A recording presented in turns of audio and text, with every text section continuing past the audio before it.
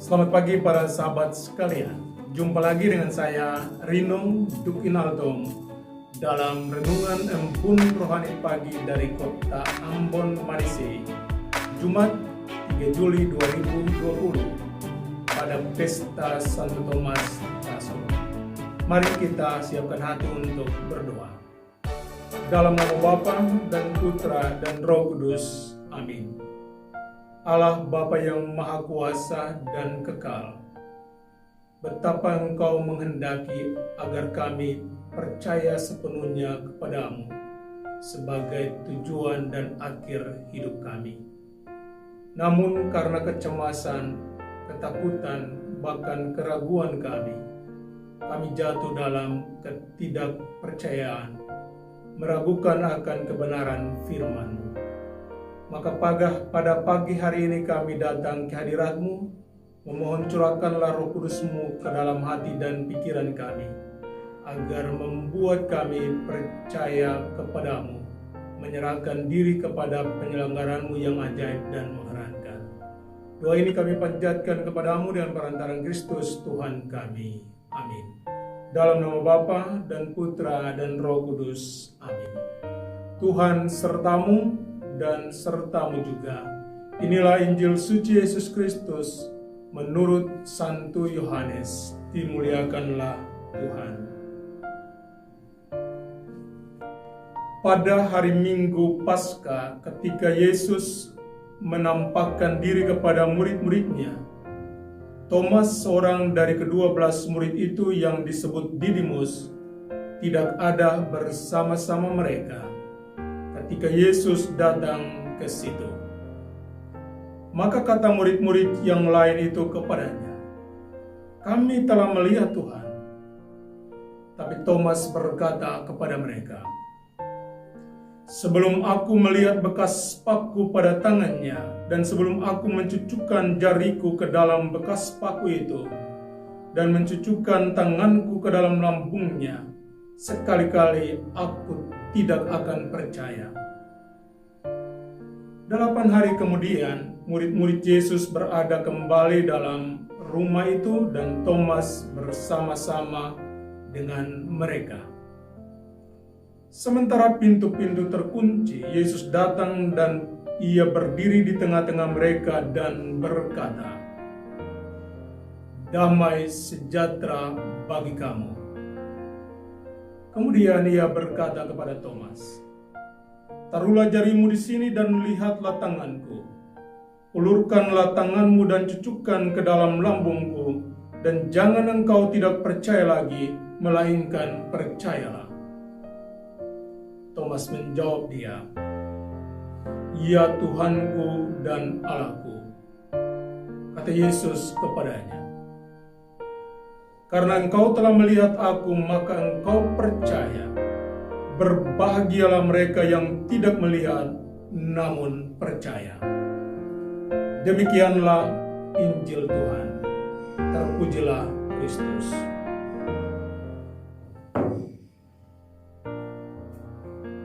Melawan hoaks ala Thomas Rasul.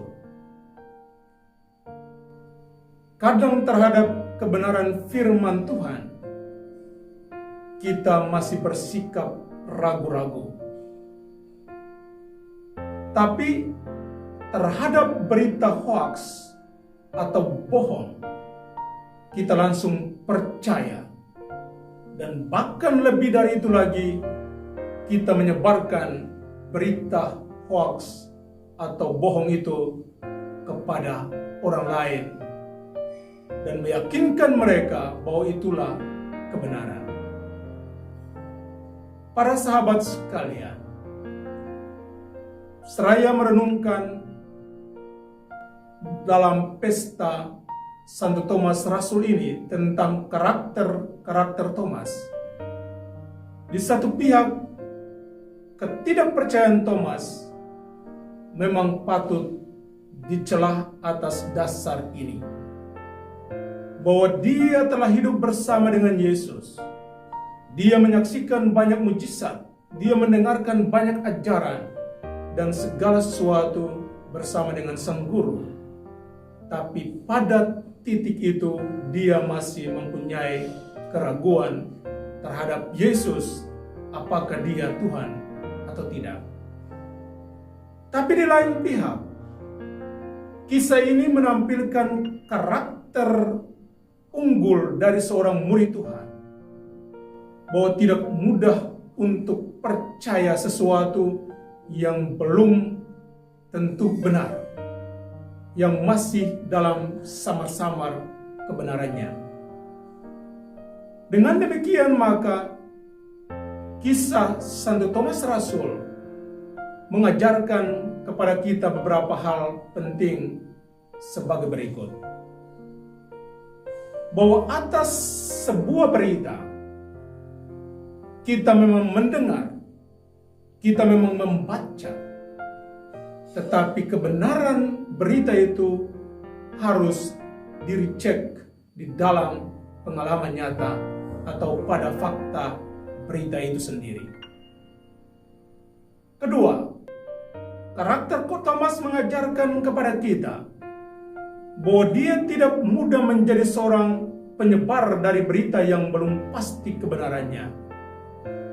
Dia mau mempertegas karakternya bahwa sebuah berita harus dicek kebenarannya agar saya yang menyebarkan juga menyebarkan berita yang betul-betul benar dalam realitasnya.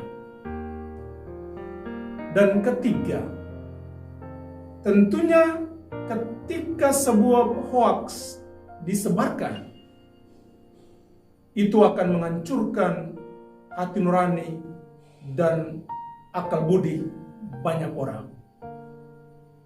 Karena ketidakbenaran atau ketidakjujuran atau kebohongan yang dipoles dengan kata-kata akan merusak banyak hati dan jiwa jika mereka tidak mengerti baik-baik tentang kebenaran berita itu. Karena itu bagi kita sekalian yang mendengarkan firman ini, pertama kita disadarkan bahwa kita harus berdiri teguh sebagai seorang murid Tuhan yang mempunyai karakter bahwa kita harus menjadi penyebar berita benar, berita yang sungguh-sungguh menggembirakan, menghibur, dan memberikan semangat kepada orang lain. Kedua, kadang kita juga menjadi penyebar hoaks, berita bohong, hanya karena iri hati, hanya karena dendam, hanya karena kepentingan kelompok dan kepentingan pribadi yang kita perjuangkan. Karena itu, di pagi hari ini, dengan karakter Santo Thomas Rasul, kita mempunyai senjata baru untuk melawan hoaks, berita-berita bohong, dengan cara mengecek kebenarannya sebelum menyebarkannya kepada orang lain.